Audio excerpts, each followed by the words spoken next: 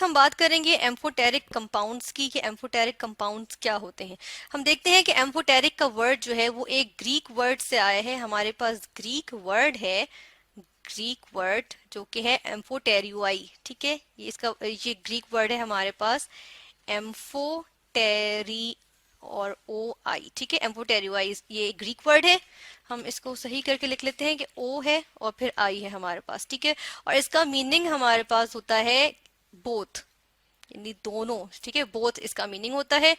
हम देखते हैं कि एम्फोटेरिक कंपाउंड्स ऐसे कंपाउंड्स होते हैं जो एसिड्स की भी प्रॉपर्टीज शो करते हैं और बेसिस की भी प्रॉपर्टीज शो करते हैं। ठीक है, sometimes they act like acids, और कुछ टाइम पे जो है कभी जो है ये एसिड्स के तौर पे एक्ट करते हैं और कभी ये बेसिस के तौर पे एक्ट करते हैं। ठीक है, हम जिस तरह से एग्जांपल ले लेते हैं कि अगर हमारे पास वाटर है, वाटर हमारे पास जो है वो एम्फोटेरिक कंपाउंड है। ठीक है, वाटर एम्फोटेरिक कंपाउंड है। किस तरह से है, हम इसकी एग्जांपल देखते हैं कि जब हमारे पास वाटर होता है, ये हमारे पास वाटर है, ठीक है, और इसने रिएक्ट किया किसके साथ, इसने हाइड्रोक्लोरिक एसिड के साथ रिएक्ट किया। ठीक है, यानी कि हम खुद कह रहे हैं कि इसने एसिड के साथ रिएक्ट किया।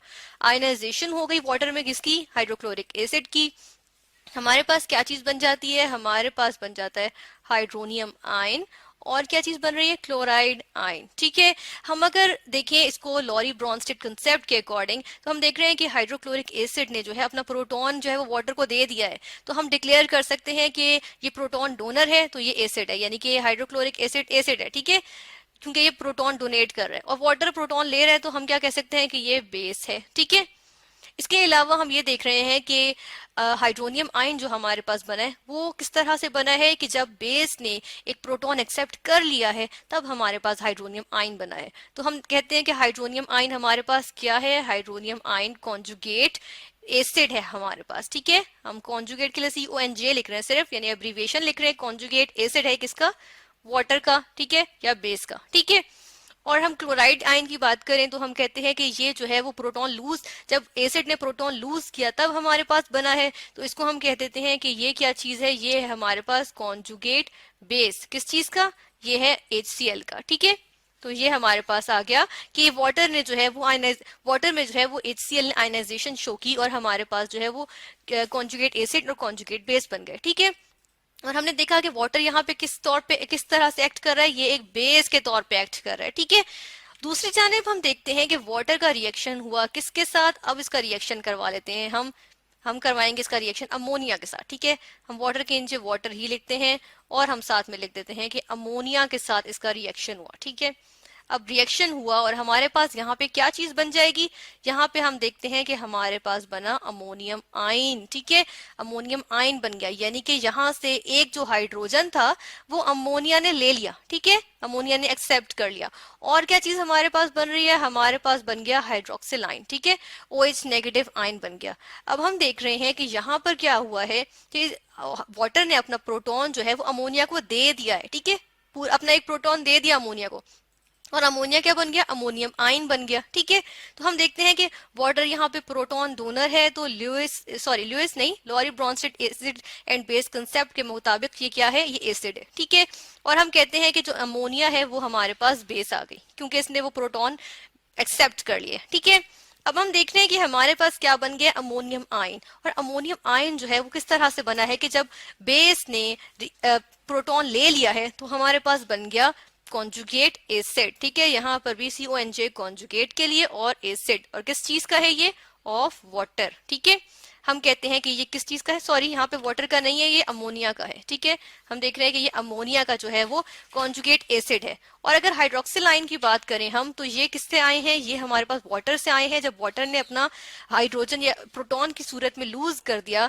तो क्या चीज बन गई, हाइड्रोक्सिल आयन बन गया। तो ये हाइड्रोक्सिल आयन जो है वो क्या है, हमारे पास आ जाता है हाइड्रोक्सिल आयन जो कि है कॉन्जुगेट बेस। ठीक है, कॉन्जुगेट बेस किसका, ये है H2O यानी वाटर का। ठीक है, हम देख रहे हैं कि अब ऊपर वाले रिएक्शन में वाटर हमारे पास किस तौर पे एक्ट कर रहा है, बेस के तौर पे एक्ट कर रहा है। और नीचे वाली रिएक्शन में, सेकंड रिएक्शन में देखें, वाटर हमारे पास एसिड के तौर पे एक्ट कर रहा है, ठीक है। तो हमारे पास डिफरेंट जो है वो दो, यानी कि दो हमारे पास कैरेक्टरिस्टिक्स आ गए एक ही सब्सटेंस के, यानी कि वाटर के ही हमारे पास दो कैरेक्टरिस्टिक्स आ गए, एज बेस भी आ गया और एज एसिड भी आ गया, ठीक है। तो हम देख रहे हैं कि वाटर ने जो है वो एसिड के तौर पे भी एक्ट किया और बेस के तौर पे भी एक्ट किया, ठीक है।